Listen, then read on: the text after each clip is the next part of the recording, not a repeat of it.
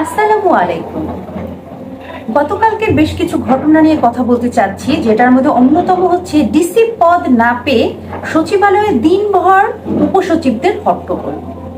গতকালকে সচিবালয়ে গতকালকে সচিবালয়ে 59 জনের লিস্ট দেওয়া হয়েছিল ডিসি হিসেবে। তো এখানে 59 জনের মধ্যে বাকি যারা উপসচিব, যারা ডিসি হতে পারেননি, তারা সাথে সাথে সেখানে যান। তাদের নিজেদের নাম দেখতে না পেয়ে অত্যন্ত দুঃখিত হয়ে তারা হট্টগোল করেন এবং এটা ঘন্টার পর ঘন্টা চলে।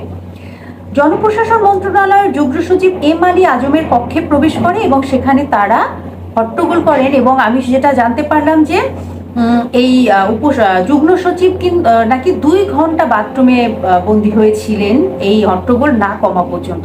যাই হোক, তারপরে একটা তদন্ত হয় কিছুটা, যেখান থেকে আজকে আবার 8জন ডিসিকে নিয়োগ বাতিল করা হয়েছে। এটার ভালো দিক যেমন আছে, আবার খারাপ কিছু দিক নিয়ে আমি একটু কথা বলতে চাই। তো এই যেটা জানানো হলো, তখন যদি তারা জাস্ট শুধু যুগ্ম সচিবের কাছে গিয়ে একটা অভিযোগপত্র নিয়ে যান যে এই সচিবরা বা এই ডিসি যাদেরকে নতুন পদ দেওয়া হয়েছে তাদের মধ্যে সমস্যা ছিল, তারা ছাত্র লীগের ছিল কিংবা আওয়ামী লীগের ছিল, বা সরাসরি তারা আওয়ামী লীগের সুবিধা ভোগী ছিল, তাহলেও কিন্তু সমস্যাটা সমাধান হয়ে যাওয়ার কথা ছিল। কিন্তু বর্তমানে যেটা হয়েছে, যে কোনো বিষয়ে আমাদের ভিতরে একটা আন্দোলন মেন্টালিটি চলে এসেছে। কথায় কথায় আন্দোলন, কথায় কথায় হট্টগোল। আমরা সেই 5 তারিখের পর থেকে একটার পর একটা দেখে আসছি, আনসার থেকে শুরু করে গ্রাম পুলিশ, এরপর রিক্সাওয়ালা, এরপর বিভিন্ন বর্তমানে যেটা হচ্ছে যে সব গার্মেন্টস সেক্টরগুলোতে বিভিন্ন ঘটনা ঘটছে। সবই কিন্তু শুধুমাত্র সুবিধা বঞ্চিতরাই করছে এমনটা কিন্তু না। আমরা কিন্তু সবগুলোরই তদন্তর পর জানতে পেরেছি যে এখানে ভিতরে এই ফ্যাসিবাদের কিছু মানুষ একটা সমস্যা সৃষ্টি করতে যাচ্ছে। বর্তমানে অন্তর্বর্তীকালীন সরকারের পুলিশ ঠিক মতো কাজ করছে না, প্রশাসন ঠিক মতো কাজ করছে না। যেহেতু প্রশাসনিক কাঠামো নড়বড়ে, এই সুযোগটা কাজে লাগিয়ে, এবং অন্তর্বর্তীকালীন সরকার যেহেতু আগের সরকারের মতো কোনো হার্ডলাইনে যাবে না, সবাই জানে যে তারা খুব সফট একটা জায়গায় থাকবে, আর এই সুযোগটা কাজে লাগিয়ে সবাই সবার আন্দোলন, সবাই সবার চাওয়া, সবাই আমরা ভুলেই গিয়েছি যে এটা একটা নতুন বাংলাদেশ, আমাদের বাংলাদেশের জন্য কাজ করার কথা ছিল। কিন্তু না, আমরা আন্দোলনটা করলাম, কিন্তু সব সেক্টরে এখন যেটা হচ্ছে যে সবাই যার যার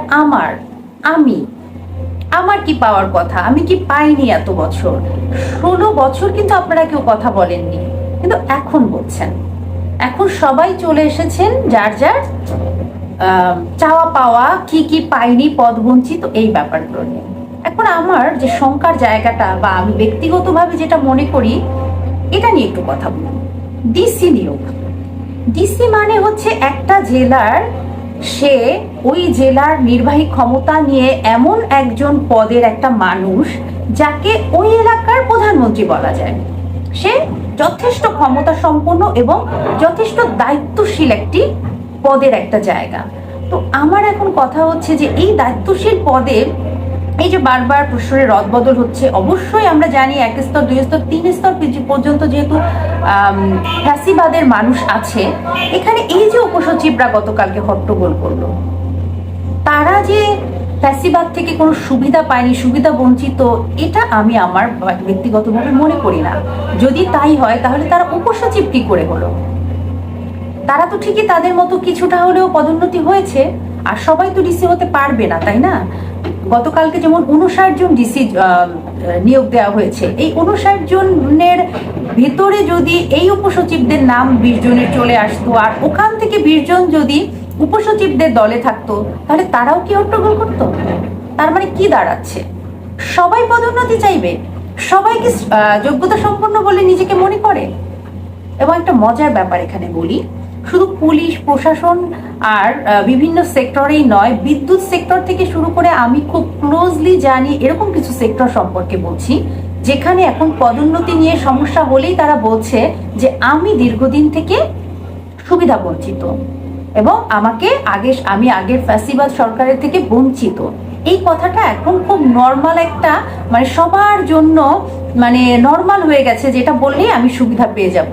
কিন্তু একটা মজার ব্যাপার হচ্ছে যে সবাই একরকম যোগ্যতা সম্পন্ন কিন্তু হয় না, এটা আমাদের মাথায় রাখতে হবে। কিছু মানুষ যোগ্যতার অভাবেও কিন্তু আগে পদোন্নতি পায়নি, এবং সেই কিছু মানুষ এখন তারা সেটা আর না করে হাইলাইট করছে যে আমরা ফ্যাসিবাদের জন্য হতে পারিনি। তো এখানে একটা ব্যাপার হচ্ছে একটা দায়িত্বশীল পদ, ডিসি, যেটা নিয়ে আমি কথা বলছিলাম মেইনলি। তো ডিসি হওয়ার জন্য যদি আমার যোগ্যতা না থাকে, কোনো কারণে আমার নাম না আসে, আমি যদি সেখানে ধৈর্য ধরে পরবর্তী নিয়োগের জন্য অপেক্ষা করতে না পারি, আমার যদি এইটুকু ধৈর্য আর এইটুকু দায়িত্বশীলতা না থাকে আমার ভেতরে, তাহলে আমি কি করে আমার জেলা চালাবো, আমার এত কাজ করব?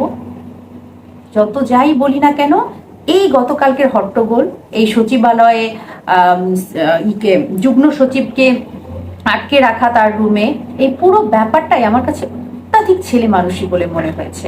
এটার মধ্যে আমি কোনো দায়িত্বশীলতা পাইনি, এবং এটা থেকে আমি বাংলাদেশের জন্য কোনো রকম কোনো ভালো কিছু, শিক্ষণীয় কিছু বা আমাদের দেশ এগিয়ে যাওয়ার মতো কোনো কিছু আমি এখান থেকে পাইনি।